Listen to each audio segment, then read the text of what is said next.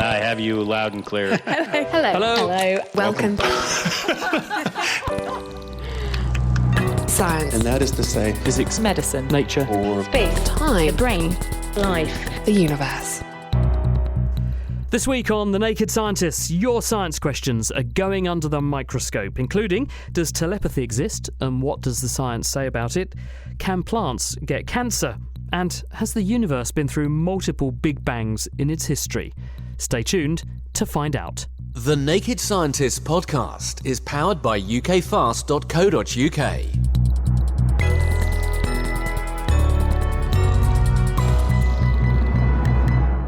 Hello, I'm Chris Smith, and with me this week to answer your questions are Dan Jones. He's from the British Antarctic Survey, and he'll be discussing climate change. Howard Griffiths is a plant scientist from the University of Cambridge who's trying to solve world hunger by making wheat grow more efficiently. Kate Storrs, she's a neuroscientist and also a UK FameLab finalist. She can tell you why you sometimes see stars. And talking of seeing stars, Jerry Gilmore is a cosmologist at the Institute of Astronomy in Cambridge.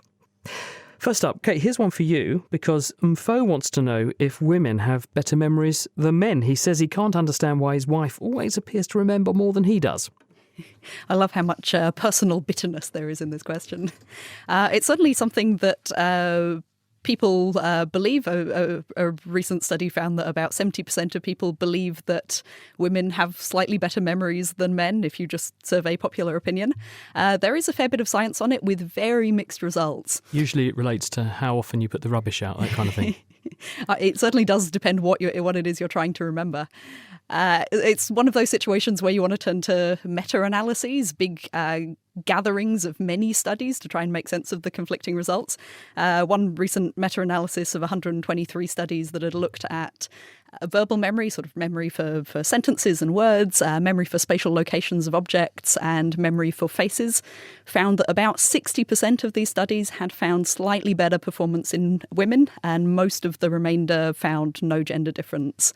So there does seem to be a bit of evidence that statistically women might have slightly better memories, but like all gender differences, it's a very small effect. And so this individual man and his wife, hard to be informed by the very messy science. If there is a difference, then it must have some kind of evolutionary reason for being there. So what might be the reason it's there if it is?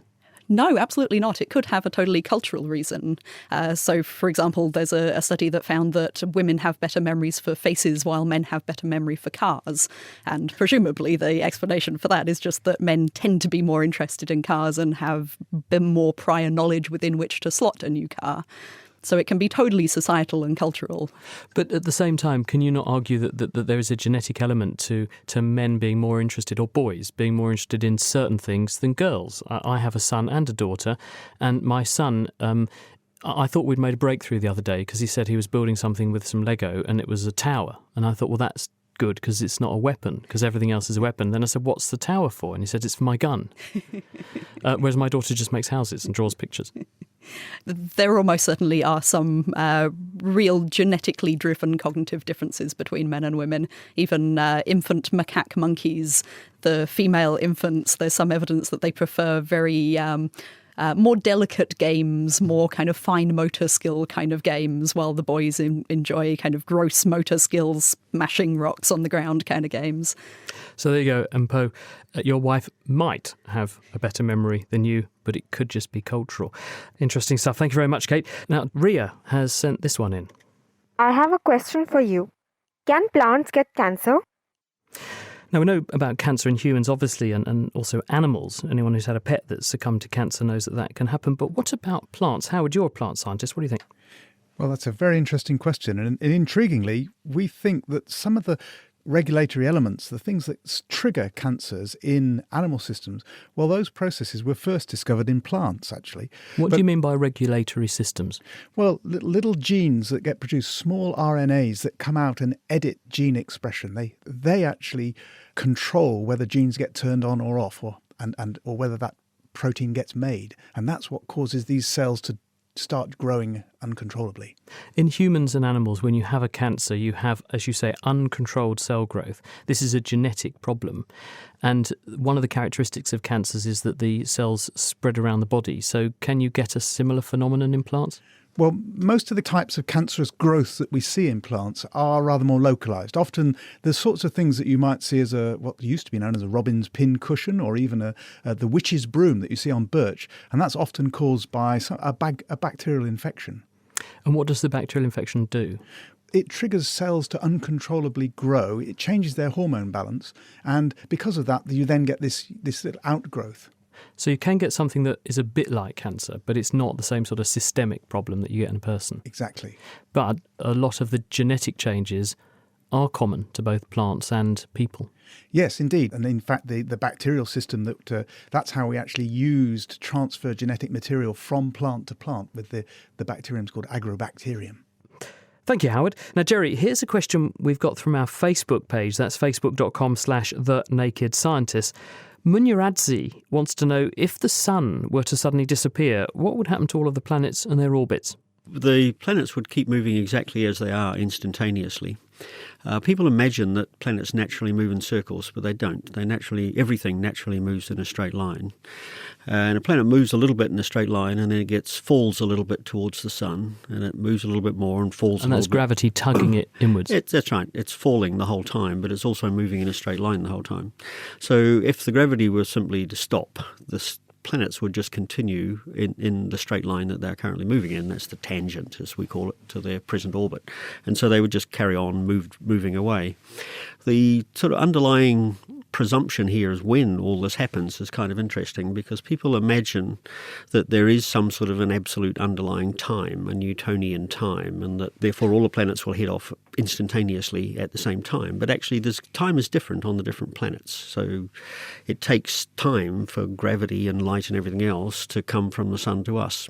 Oh, right. So gravity isn't there instantly. What you're saying is if the sun did evaporate all of a sudden in an instant, then we wouldn't know for a certain amount of time. Exactly. If the sun suddenly went dark, then the sky would stay bright until as long as it took the light to get to us. So you're saying gravity propagates at the speed of light? Yeah, and so does time, actually. Everything goes at the speed of light. Both time and gravity and light all travel at the speed of light. So why do we think that gravity propagates at the speed of light then? We know it does, actually. It was measured earlier this year. With the gravitational wave With study? the gravitational wave burst, yeah. And so how did they measure that then? There were two detectors separated by a finite distance, and you could measure the time. The gravity wave arrives at one, and they know how far away it is to the other one. That's right. And then a few milliseconds later, the other one, which was a few thousand kilometres away, saw the other one. And that's fundamental to Einstein's general theory of relativity. It was a prediction from almost immediately after the theory was developed. And it was completely different than the way it works in Newtonian gravity, where there is this absolute time sitting there in the background that things just live in, whereas we now know that that's not correct. So to summarise for the benefit of Munyaradzi, who sent this question in, were the sun or a star with some planets going around it suddenly to disappear, its gravitational influence would be removed, and the time it took before those planets ceased to feel the gravity from that star would be however long it takes light from that star to reach that planet. Absolutely. So if you're outside watching it, you would see the planets popping off in their straight line orbits. But because everything is happening in the time it takes the signal to get to you, you'd see it all just vanishing off very nicely. It's only if you're on one of those planets you'd think it was different. Jerry, thank you very much. Now, Dan, question here for you from Howell. I recently watched a YouTube video which put forward convincing evidence that there is no correlation between carbon dioxide levels and rising temperatures. They actually show graphs that say that over long periods of time, temperatures rise, and then 800 years later, CO2 levels rise. They also show evidence that states in the 1940s to 1970s, when CO2 levels rose significantly, temperatures actually dropped. Finally, they showed a direct correlation between temperature rises and sunspot activity. How can climate change scientists refute these facts? Thank you. Sorry to give you a host of quite hard questions there, Dan. So let's start with the first one then. What's the evidence really that carbon dioxide, the gas that comes out of exhaust pipes and chimneys and so on, does cause climate change? Whenever I think about climate change, I don't usually start with the temperature trend. Like you're suggesting, I'd start with carbon dioxide. We know that carbon dioxide is a greenhouse gas that was measured in the mid-1800s, and any spectroscopy lab in the world can see the wavelengths of radiation that carbon dioxide likes to absorb and emit. And we know that it absorbs energy from the Earth's surface and then also emits energy back down to the Earth's surface. And by energy, you mean heat? Okay. To make it simple, we're talking about basically infrared energy, aren't we? Heat. Infrared. Yeah, that's fine. So what you're saying is the more CO2 that there is, because it can absorb more of that energy, that there's more opportunity for that energy to be soaked up. If you put more CO2 in the atmosphere, you will get more energy down here at the surface, right? That's really clear. We've been adding about 30 billion tons of carbon dioxide per year, and that accumulates in the ocean, atmosphere, and land, and that's from fossil fuel burning. The short story is that energy has to go somewhere.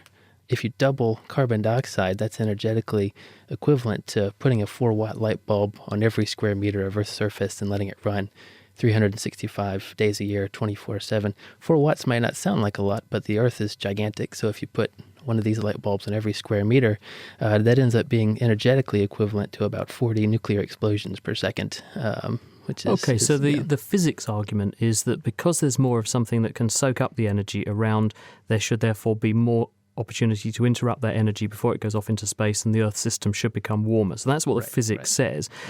But what people are saying is that when you look at graphs and things like that, there appears to be some disparity between what the carbon dioxide is doing, what the temperature is doing, what the current climate measurements and predictions are doing. How do climate scientists like you respond to those sorts of allegations? Right. What the gentleman who asked the question was referring to was the surface temperature, right? The just land surface temperature. Well, not just land, but the surface temperature. And that quantity can be affected by how energy is exchanged between the atmosphere and the ocean and the cryosphere. So if that's the only number you're looking at, you will see some wiggles. It will rise, it will fall, and some of that is just due to exchanges of energy between the different parts of the climate system. An easier to read thermometer, I might suggest, would be something like ocean heat content. It takes more energy to raise the temperature of the ocean by 1 degree than it does the atmosphere, because you can just put a lot more heat into the ocean. It has a higher heat capacity. So if you look at the ocean heat content over the past several decades, that has been increasing. It looks steadier than the surface temperature, which does have some of these increases and decreases. So is it fair to say that the general trend is an upward one for both the surface temperature and also the sea temperature, that there are fewer wiggles in the sea than there are at the surface, which you would expect because the ocean it takes a lot more energy to change the temperature of the ocean, so it's going to be more sort of stable over time. And we would expect to see wiggles in the atmosphere because there are going to be changes and sort of variations year on year anyway, but the general trend is an upward one. That's right. So I wouldn't get too caught up in looking at this, 1 year or even a couple of years. I'd look at several decades, the past century or so. Dan from the British Antarctic Survey, thank you very much. So no one has a better or worse set of genes, but across the whole human population, it's the diversity that allows us to survive disease best of all. In this month's Naked Genetics podcast, we discover how a handful of genes govern your health, immune system, and even your love life. Plus, we dig into the latest research on cancer genomes, and our gene of the month has a Spanish flavour. Listen and download now at nakedscientist.com/genetics. You're listening to The Naked Scientists. Still to come, we see if we can help one of our listeners win an argument with his mum, and we'll find out if there's any truth to telepathy. But first, Ruth has been in touch. She's been having an operation to have her gallbladder out, and she wants to know, what is your gallbladder, and will she notice when it's gone? Well, the gallbladder is a small bag which is attached to your bile duct or your biliary tree, which comes off your liver. So the gallbladder sits underneath the liver. The common reason why people have the gallbladder removed is because they develop gallstones, and these produce a symptom called biliary colic. Classically, people complain of a pain at the right upper part of their tummy after or around the time that they're eating a very fatty meal. Now, this is because the gallbladder stores bile. The liver makes bile and it secretes the bile into the biliary tree. The bile runs down the bile ducts, drains into the gallbladder, which opens up, relaxes and fills with this bile. And bile consists of bile salts and cholesterol and things called phospholipids. And these are chemicals which are stored in the gallbladder temporarily and then used when you eat a fatty meal to come out into the small intestine through your bile duct and mix with the fats and break them up or emulsify them into lots of small droplets that your digestive juices can more easily act on. But because the bile is full of these fatty materials, sometimes they can form stones, and these stones build up like gravel in the gallbladder, and they can block the neck of the gallbladder so that when it tries to contract and expel the bile, instead a stone gets stuck in the neck and it makes it very painful. And this is the biliary colic. Surgeons, when a patient presents with these symptoms and they diagnose gallstone disease, go in, usually with cameras which are put in through 1 or 2 small holes in the abdomen, and then they remove the gallbladder just using these telescopes. It's called laparoscopic surgery. It's very safe. It's very effective at relieving the symptoms. And usually patients have absolutely no symptoms afterwards that their gallbladder has been removed. The biliary tree has enough capacity to store enough bile so that as long as you don't overdo it on eating a fatty meal, you shouldn't even notice that you've no longer got your gallbladder, apart from not having the gallstones anymore. So I hope that gives you some reassurance, Ruth, and good luck. Now, Howard, listener Mark wants to know why growing trees doesn't cause the ground underneath them to subside. It's probably more likely that if you've got a tree adjacent to your house, that it might be your house that's subsiding somewhat. Because if you've got a tree growing on a clay soil, they can abstract water from it, and that can sometimes in a dry summer make the clay shrink and cause subsidence. So maybe it's the other way around. But to answer your question, which is where do plants get their minerals from? Why don't plants, by taking out the minerals out of the soil, cause the soil to reduce? You have to remember that plants are still 90 to 95% water, and the mineral content is perhaps only about 1,000th of the plant dry weight. It's when you burn a log, you get ash out, which is very much lighter, isn't it? And that's the mineral content that's left after you've burnt that log. And so in actual fact, because of the relative uptake of carbon from the atmosphere, which makes the plants grow, they don't absorb very much from the soil. And at the same time, they're putting roots below ground, which are building up the volume, and the earthworms are busy replenishing the minerals from the ground rock below. So all in all, you tend not to see soil decreasing around trees. You actually see it increasing as they add more and more organic material year on year. Thank you, Howard. Now, I'm looking actually at 2 pictures. They're both the same. And what they show are 2 faces that appear to stare at each other with the noses pointing towards each other. Or, if I look away and look back again, I appear to see a rather nice-looking goblet or vase. Now, Cameron has sent in this question for you, Kate, which refers to this sort of illusion. Why can I choose how I perceive some illusions, but not others? For example, when I look at the face vase illusion, I can voluntarily shift my focus and see either the vase or the faces. In contrast, when I look at the spinning dancer illusion, I perceive them spinning in only one direction and have to close my eyes or look away and then look back in order to change that direction. I can't do it voluntarily. Do these illusions occur in different parts of my brain? Is it to do with a static image versus a moving one? What's going on? Thanks. Kate. So yes, they're certainly happening in different parts of your brain. That's not necessarily the explanation for why some are switchable and some are not, though. So just to give a bit of background on why some things have 2 interpretations, it's because they're fundamentally ambiguous stimuli. There are cues to 2 different interpretations, both within the image. So this face vase illusion that probably most people have seen, you can either see it as 2 black faces sitting on a white background or a white vase sitting on a black background. And we know that in our visual system we have cells that respond to particular bits of the visual field that respond to, for example, a white surface on a black background or a black surface on a white background. So if I look at it and by chance the cells that like white things on black backgrounds are a little bit more active when I first glance at it, they have excitatory connections to other cells that have similar interpretations. So they're going to win and form this coalition that's kind of self-reinforcing, and then that'll feed up to higher layers and that'll be interpreted as a vase. And does it have the converse where when those ones get a bit more excited, as well as helping to excite other cells, they also turn off the cells that want to see, instead of a vase, they want to see a face? Yeah, absolutely. Spot on. Because seeing it as a white thing on a black background is incompatible with seeing it as black on white. And so you have inhibitory connections between the cells that have those 2 different interpretations. Dan? The first time I saw that spinning dancer illusion, where it's an animation of a dancer spinning, and it appears to be spinning in one direction, and then suddenly, for me anyway, suddenly she switched directions, and I felt really nauseated when that happens. Is that common? Yes, there's something very unnerving about your interpretation that had felt so solid and real, suddenly completely switching. Yeah, your brain doesn't like that, I guess. No. The other one is that... Oh, Jerry, go. Yeah, it's an interesting cosmological consequence of this as well, is that for pretty well all Northern Hemisphere cultures, we talk about the Milky Way, so there's this white on dark sky. And yet for the Aboriginal people of southeastern Australia, they talk about dark on white.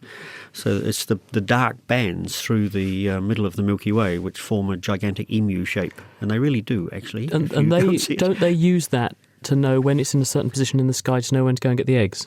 Absolutely. Yes, it's cultural and it works very well, but it's just a nice inversion of black and white. Which one you decide is the signal and which one you decide is the background is clearly just a cultural presumption.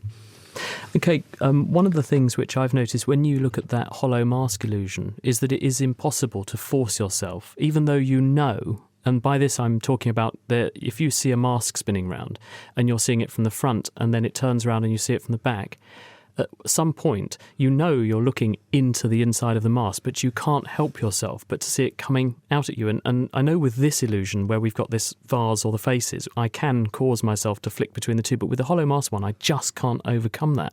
Yes, your visual system takes a lot of prior knowledge into account, and our experience with faces is that they're always convex objects, and they're such familiar patterns, we just compulsorily see them as being convex objects, even if we know at some kind of intellectual level that they're not.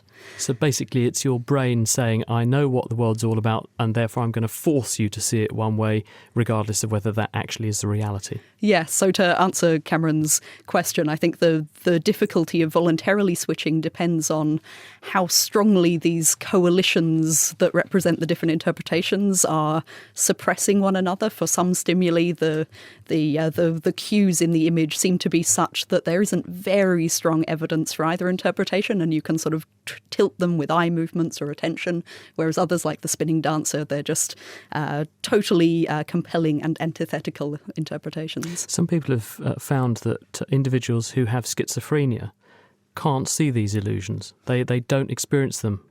Yes, the hollow mask illusion in particular, there's evidence that schizophrenics see it veridically as being a hollow mask. We don't know. Possibly something to do with a failure to incorporate prior knowledge as effectively into your interpretation of the world as healthy brains do. Thank you very much, Kate. Jerry, Lynn's written in with a question, and she says, does lightning sour milk? My uncle was a dairyman. He said it could, but I'm a scientist. I just don't see how it can happen. But we've had a series of storms go through and 1/2 gallon of milk has soured. And we never have milk sour normally, so it's making me wonder, what do you think? It's really interesting, this one. It's a classical old wives' tale in the sense of old wives being established wisdom. And it goes back hundreds of years, became a major research endeavour in the late 1800s, with hundreds of scientific papers written on the subject, and it turns out it's true, or at least it was true. The reason is that lightning it's a classic case of associating the dramatic variable with the answer when in fact there's some much more prosaic fundamental thing going on. And the fundamental prosaic thing going on is first that in lightning storms you tend to have rain, and rain brings down germs and bugs and spreads them out of the atmosphere. And secondly, it happens in warm weather. And so in the days before pasteurisation and refrigeration, dairying was a marginal business, and you took your life in your hands by eating milk. And in fact, it did go sour. It was a well-established phenomenon over millennia. All that changed about the year 1900 with pasteurisation and refrigeration. And so it should no longer happen if reasonable sanitation applies. Jerry, thank you very much. Now, Dan, we've heard from George in Australia, and he wants to know if increased greenhouse gases, which you were mentioning earlier, could lead to some kind of compensatory mechanism by the Earth that naturally kicks in and decreases the global warming effect, a sort of homeostasis, in the same way as if your blood sugar goes up or your body temperature goes up, various mechanisms kick in to rein those changes in and bring them back down again. At the moment, we do have some amount of the carbon dioxide that we put into the atmosphere does go into the ocean. It's roughly 20% of the amount that we emit is absorbed by the ocean. And the other 30% roughly goes into the land, and the other, about less than half, stays in the atmosphere. The term that you'll see thrown around is sinks of carbon dioxide. There's the oceanic sink and the land-based sink. So the question is, can these sinks continue to do that job into the future? And it's a big area of research right now, and there's a ton of people working on it and a lot of effort going into this. So it's a really interesting question. I'd be careful about making too many summary statements just at the moment. But yeah, there's definitely, it's a good question, and there's a lot of work going into this. We have evidence that this has happened in the past, haven't we? Because, for instance, we know that the Himalayas were formed when India, which was down near Antarctica, has migrated up across the Indian Ocean, and it's pushed up seafloor in front of it, made the Himalayas that way, exposed lots of minerals from the floor of the seafloor, and that's pulled carbon dioxide down out of the atmosphere, and it triggered an ice age, didn't it? Right, so these are very long-term sinks of carbon dioxide. This is a geological one. These long-term sinks take, many thousands, 10,000 years, that kind of time scale, to actually bring the carbon dioxide in the atmosphere down or back up, depending on which way that feedback mechanism is operating. So they're much, much slower. The concern is that right now we're putting carbon dioxide into the atmosphere much faster than any of these natural sinks can really get it back down very quickly. For example, that over the past million years, we've seen 4 to 7 degree Celsius temperature variations. And these temperature variations are associated with these long sinks that you're referring to. But usually that temperature change of 4 to 7 degrees, those usually happen over about 5,000 year periods of time. Whereas right now, in the past century, we've seen about a 0.7 degrees Celsius rise, which is 10 times faster than the ice age recovery warming. So you're saying that although we're seeing small changes in temperature, they're occurring over shorter timescales, so actually the rate of change is much greater than we've seen in long timescales before. That's the concern, yeah. Dan, thanks very much.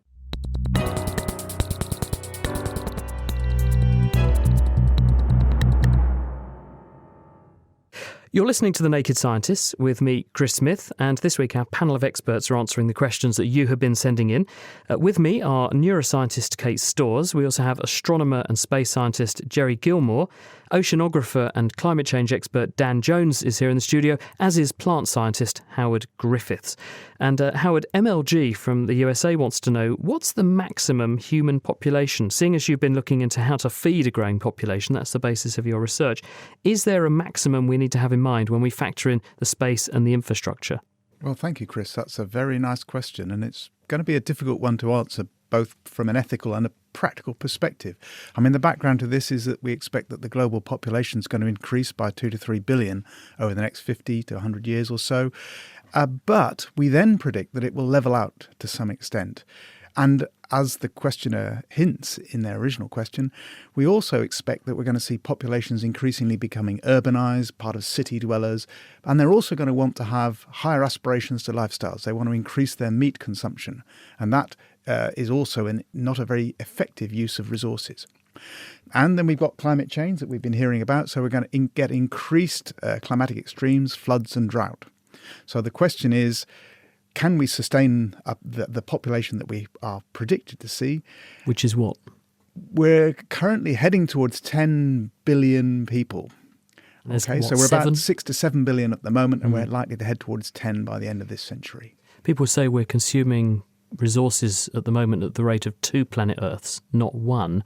So if you increase our numbers by another 30 to 50%, which is what that number you've just suggested is, that means we'll be up to 3 planet Earths per person equivalent per year. That's totally unsustainable, surely. It is dangerously unsustainable, and that increases the threat upon our natural vegetation, because there will be a demand to try to convert more land area into agriculturally productive land. So it's a real threat all the way around.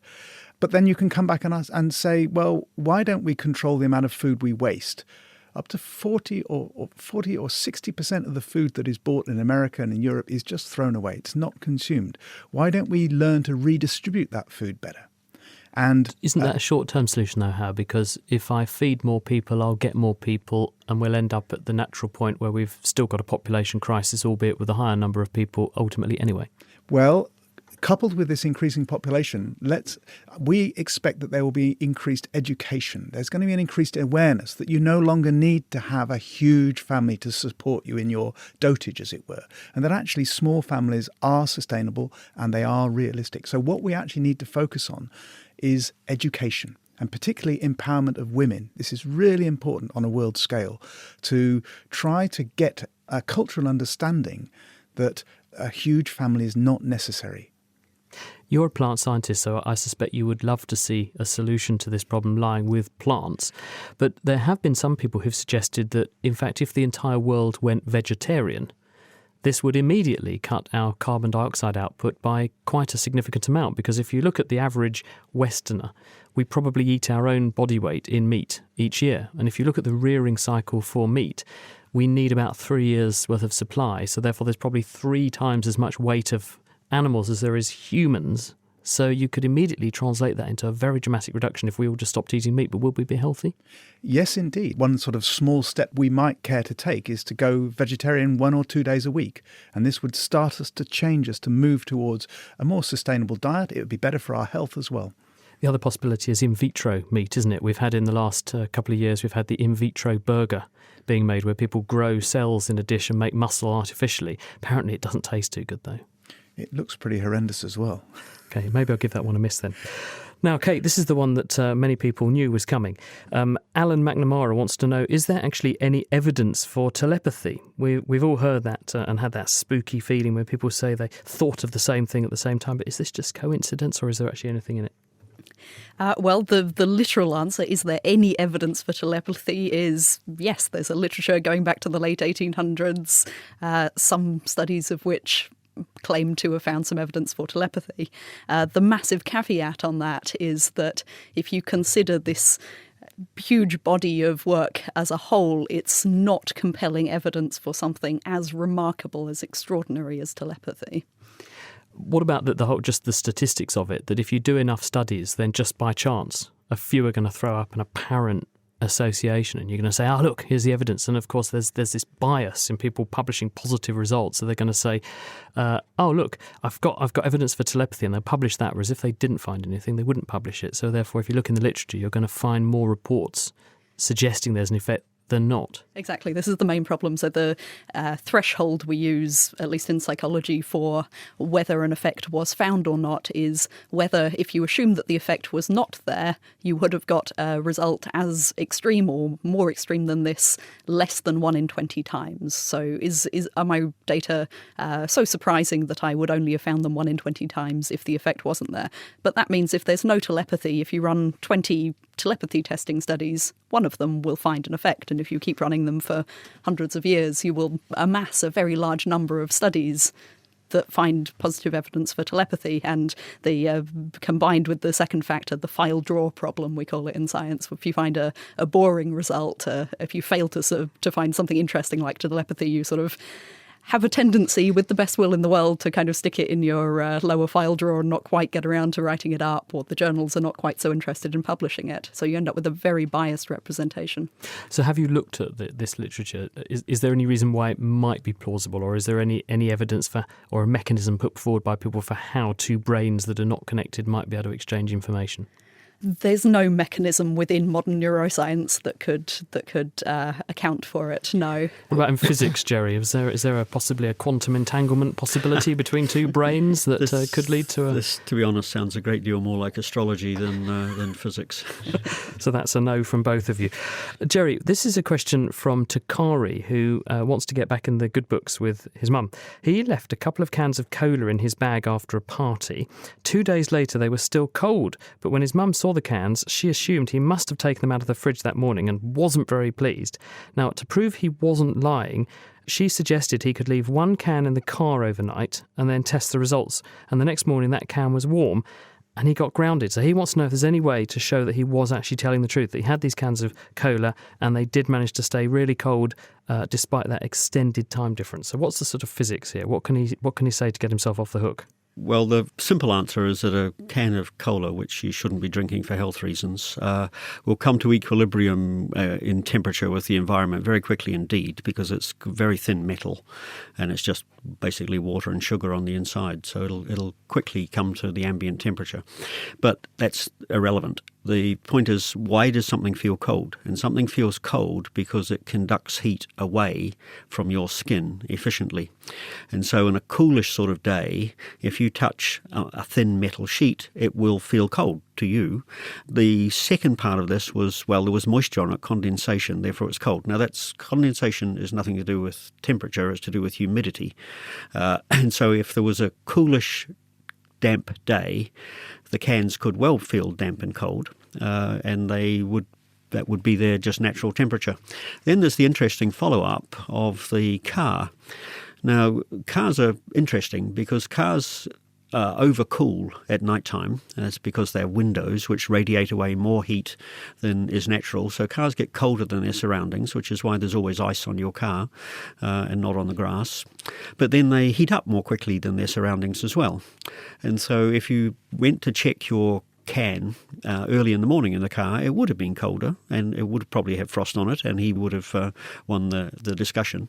But doing it a little bit later means you lose. And so the real answer is, A, by not having the cola for however long one was grounded and not having the other prohibitions, his health and general education has improved enormously.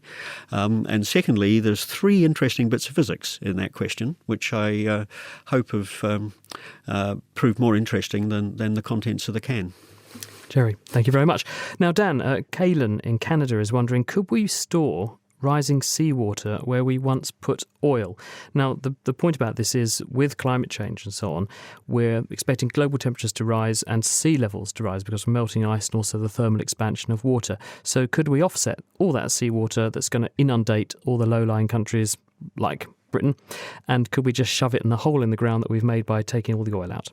I like this question. I did some really simple back-of-the-envelope type calculations before the show. So everyone, please feel free to go do your own and check this. So we produce about 90 million barrels of oil per day. And the volume of that, we could fill the O2 stadium 1,300 times per year. So fill it up and drain it about 1,300 times with the amount of oil that we produce. But looking at sea level rise, although the reported sea level rise is just a rate of 3.2 millimeters per year, at the moment, there's a lot of ocean out there. There's a huge surface area.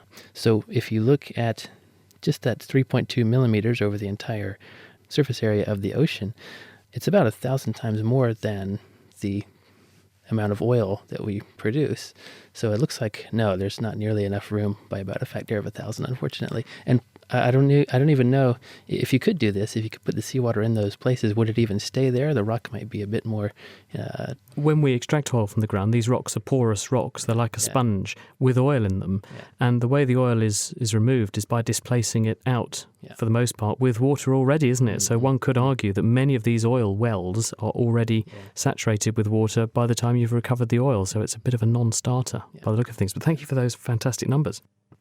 Now, Kate, you actually have been a finalist in FameLab, and for people who are not acquainted with FameLab, this is an international competition where scientists are given 3 minutes to deliver some kind of speech or talk all about a sector of science that they work on or are interested in. So, Kate, you have 3 minutes and you're going to tell us about your topic. Off you go. So, have you ever been looking up at the sky on a sunny day and noticed little specks drifting and wiggling and zipping around in your vision? Many times. Good. Well, some of them are boring things. Some of them are just bits of gunk floating across your eye. But others are something very special and strange. And you can only see them against a bright blue light like the sky. So next time it's sunny, look up and see if you can see tiny bright white dots. And when you first spot them, they look like sparks or pinpricks. And then as you watch for longer, you realise that each spark lives for about a second, and then it wiggles along a little curvy path in that second and then pops out of existence. Each one of those dots is an individual white blood cell moving through the veins in your eye. See, at the back of your eye, you've got this tangled net of blood vessels that get infinitesimally narrow. And the majority of the things going down them are red blood cells, which are also tiny, so they're fine. But every once in a while, a white blood cell comes along, which is twice as big, and it gets stuck for a moment in the narrow tubes, and it has to squish and wiggle its way free. So if you happen to be looking at a bright light at that moment, you can see it getting stuck because the white blood cell is almost transparent. It lets the tiniest pinprick of light shine through. And they're called blue sky sprites, if you like whimsical names for things, or Shearer's blue field entoptic phenomenon, if you don't. On top of the amazing fact that it means we can watch individual cells moving through our bodies, blue sky sprites have a couple of really surprising implications. So first, they show us that our eyes are back to front. That explanation I gave about white blood cells letting the light shine through only makes sense if the bit that detected the light was behind all the blood vessels. But from a design perspective, that seems crazy. It would mean that the light had to pass through this whole tangle to get to the bit that mattered. But crazy as it is, that's how the eye works, or at least how it works in mammals and birds. If you were an octopus, your eye would be the right way round and you wouldn't see blue sky sprites. The other surprising implication is that we can watch our own immune systems fighting disease. So about 10 years ago, some scientists gave people a very small dose of E. coli bacteria, just enough to trigger an immune response, which means their bodies generated more white blood cells. And those people could see about 50% more blue sky sprites while they were fighting the E. coli than they could before. For me, though, I love them because they're a reminder that science is not essentially high-tech or complicated. At its heart, science is about looking closely at things, and even our most frivolous and personal experiences gazing up at the sky on a sunny day can, if you really pay attention to them, turn out to contain whole worlds of surprising new knowledge. Kate, why is this more apparent when you look at a nice bright blue sky than any other background?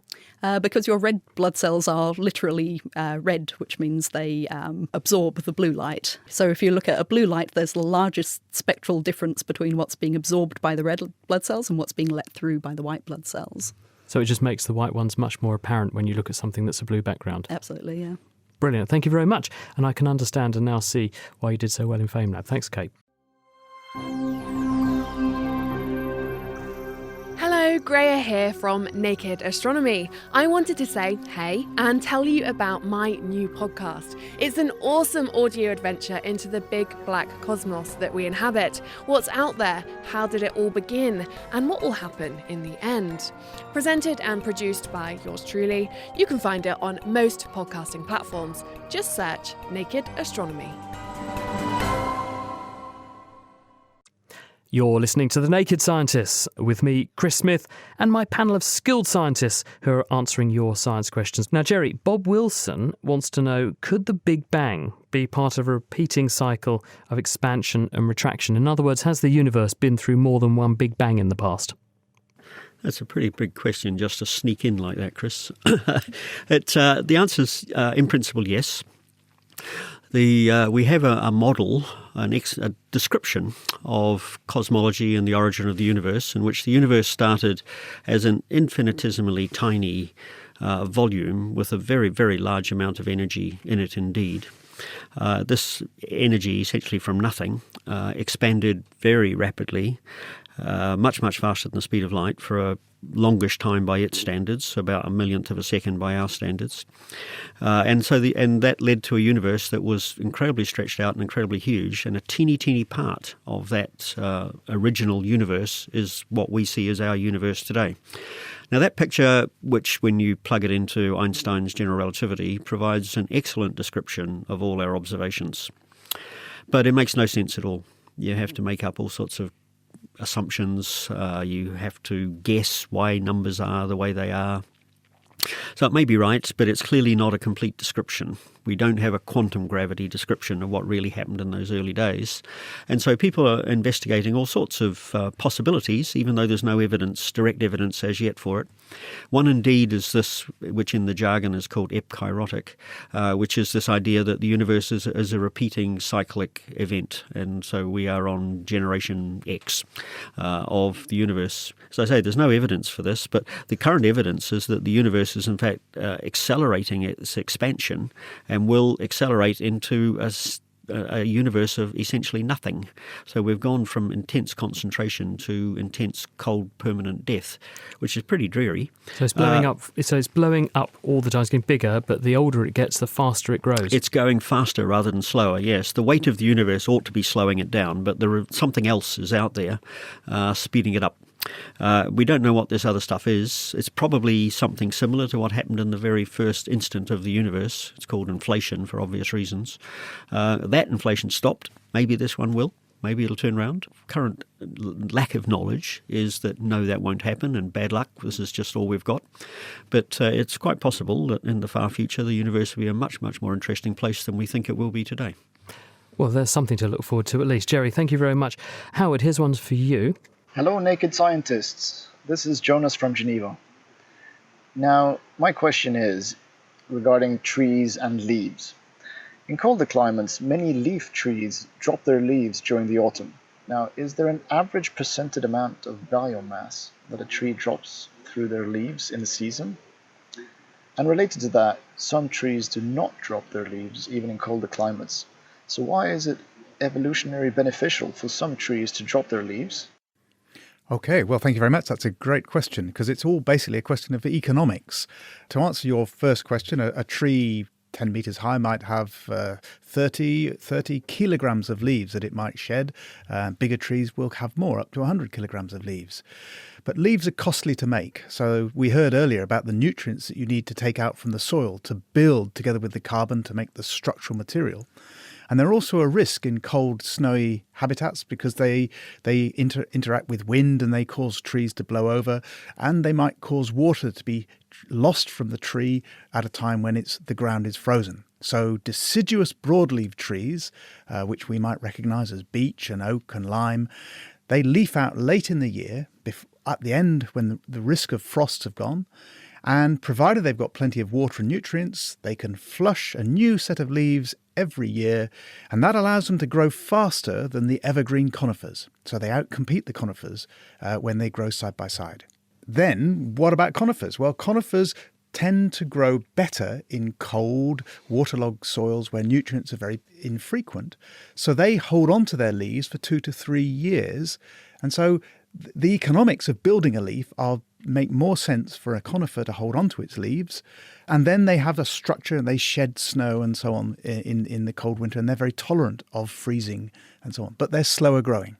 And so that's the trade-off. And so conifers are generally restricted high up mountains or up into the northern latitudes.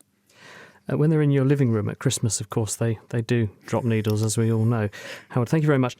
Now, Kate, Donald is wondering, could selectively breeding gorillas, or similar, mean that they could come up with some kind of sophisticated language? Love this question. If Donald would like to get in touch, I think we should start writing the grant application. Certainly people have taught great apes how to use sign language and how to use kind of pictographic keyboards. They can communicate quite well in simple sentences, but don't seem to have ever grasped grammar and syntax or had that kind of vocabulary explosion that human children do. So there's clearly something missing in the non-human primate brain at the moment. Donald said in his question, if you gave 50,000 years to do the selectively breeding program, which is a very, very long time. It takes longer than the grant you would probably get funded for. That's true. That's about 5,000 gorilla generations. If you go back 5,000 human generations, you go back about 100,000 years. We're mostly in Africa. We're still interbreeding with Neanderthals. It's before the great kind of cultural explosion. A lot can happen in 50,000 years. With selective breeding, I'm going to go with yes. Thank you, Kate. Now, Jerry, question for you. Loiso is wondering if he could speed up Mars missions with his theory. He'd like to know if you could send rockets mounted on rockets so that in space one rocket could launch off the other, and that would give the combined speed of 2 rockets. Would this actually work, he says? Yes, is the answer. In fact, that's the way we do it. It's not the combined speed, it's the combined acceleration that matters, but eventually you get to this combined speed. So, for example, when you're launching a big rocket, you strap 4 or 5 small ones on. They're called boosters, and then you toss that up, and then you have a second stage, a third stage, and so on. So the cumulative speed is built up by adding rocket engines at various stages through the flight. Once you run out of rockets, there's another cute thing you can do, which is bounce off a planet or the moon. And you don't actually physically hit it, but if you go really close, then you can go down close to a planet and then zoom away. This is what they call a slingshot, isn't it? It's a slingshot, yeah, gravitational slingshot. How does it work?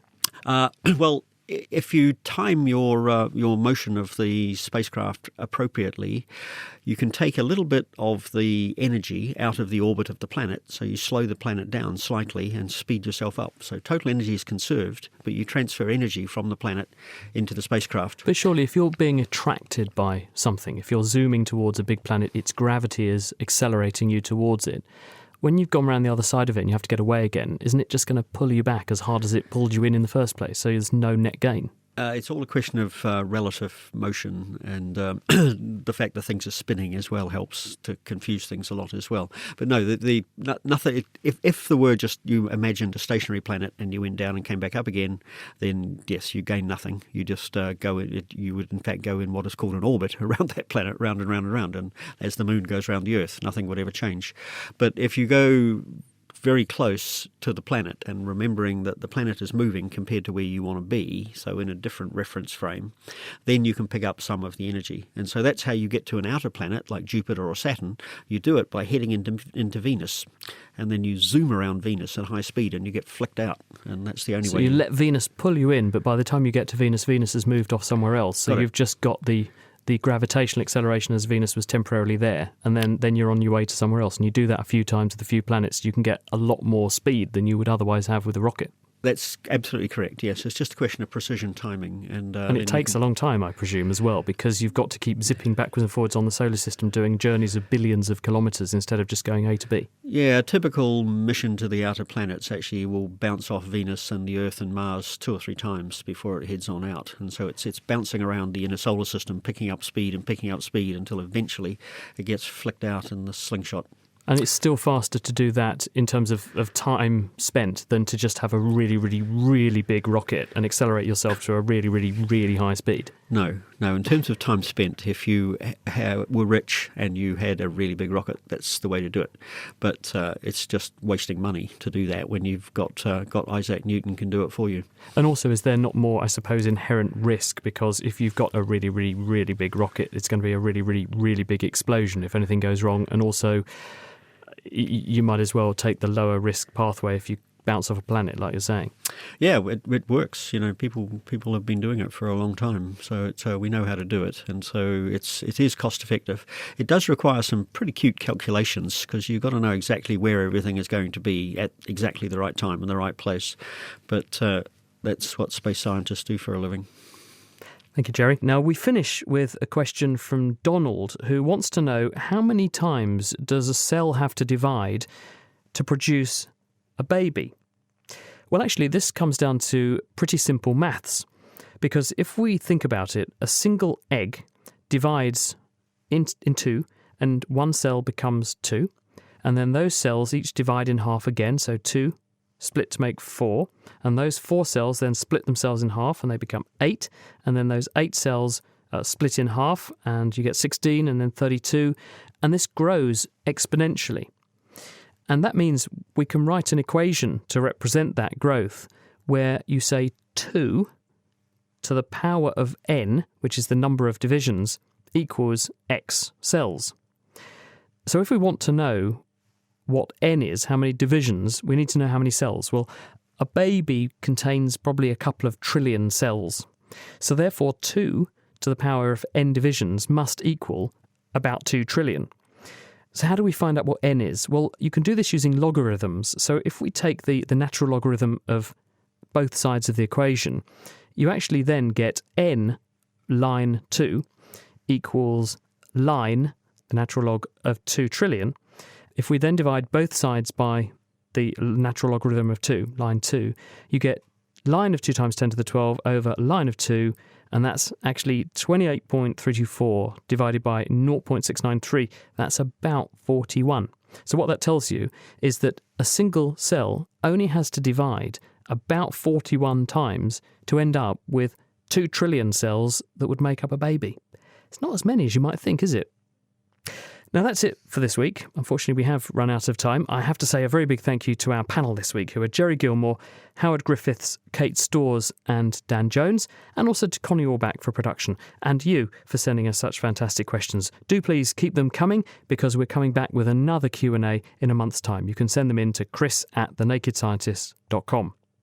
Thinking ahead though, next week, water everywhere, but not a drop to drink. We'll be exploring new ways for an increasingly thirsty world to get the salt out of seawater and soils to keep plants and people healthy. Join us for that next week. The Naked Scientist comes to you from Cambridge University and is supported by the STFC and also Rolls-Royce. Until next time, goodbye.